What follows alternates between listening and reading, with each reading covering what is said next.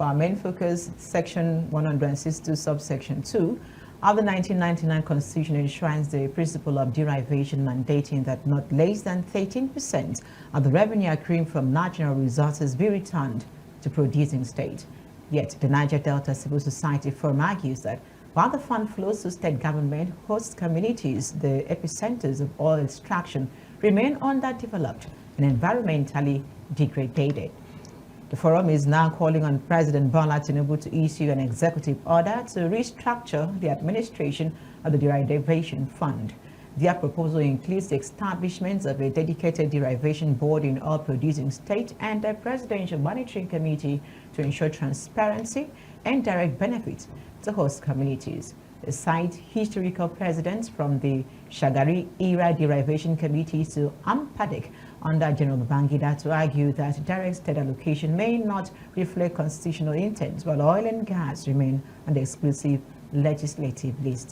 To bring us context around these demands, the bottlenecks, how long the concerns have been at the front burner, and possible impediment to its execution, including, of course, the legal implications and the political realities. We are joined from Abuja by the coordinator of the Niger Delta Civil Society Forum, Mr. Ezekiel Kagbala. Mr. Ezekiel, thank you for joining us.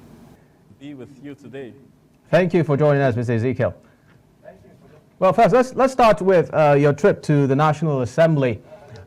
We saw where you addressed the press and made your concerns known and brought them to the fore. You traced the history as dating back to 30 years ago, and also reflected on how, when the issue of derivation started, the state governors were not receiving the funds since it was during a military rule.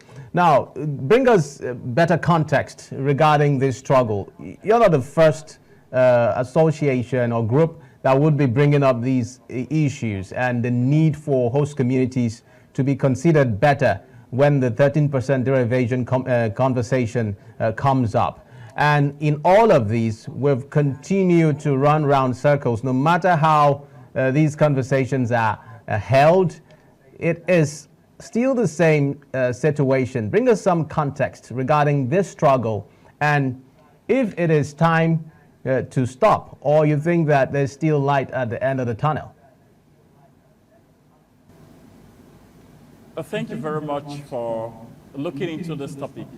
The truth is that the principle behind the derivation is meant to benefit the oil-producing communities, for them to have physical infrastructure, and for compensation due to environmental degradation caused by oil exploration. The government does not suffer this, but the people suffer this environmental pollution, degradation. I come from the Niger Delta region, and my area is grossly affected by oil exploration. But yet, the derivation is being paid to the state government, and it does not trickle down. So the pension is being paid to the state government, and it does not trickle down to the people who suffer from environmental pollution. And the purpose of that section 162, subsection 2 of the Constitution, it didn't say that it's 13% derivation. It said the minimum is 13%. But we see the infidelity there. The government settled for the smallest, which is the 13%. That's one. And secondly, the 13% derivation is the first line charge in the federation account. It means that that money is deducted from the federation account first. And what is the intent? Is a compensation. Has compensation become a discretionary gift? It's an injustice. The law did not say that I should go to the state government. The state is referred there.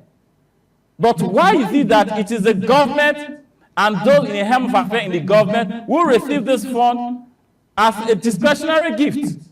And yet there is no physical development in the oil producing community. It is on this reason that we are calling for a legal implementation of Section 162, subsection 2 of the law. It is compensational. There's a principle behind every law. The principle behind this law has been ignored. For over 30 years, the oil producing community, they've been suffering, they are dying, while you see the governors who are eating the money, living lavishly. Is this not wickedness?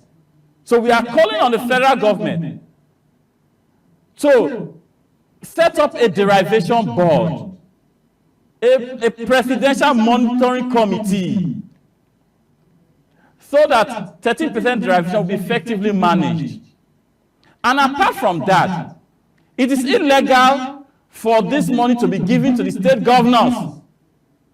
Even though you call it state government, it falls in the hand of the governors.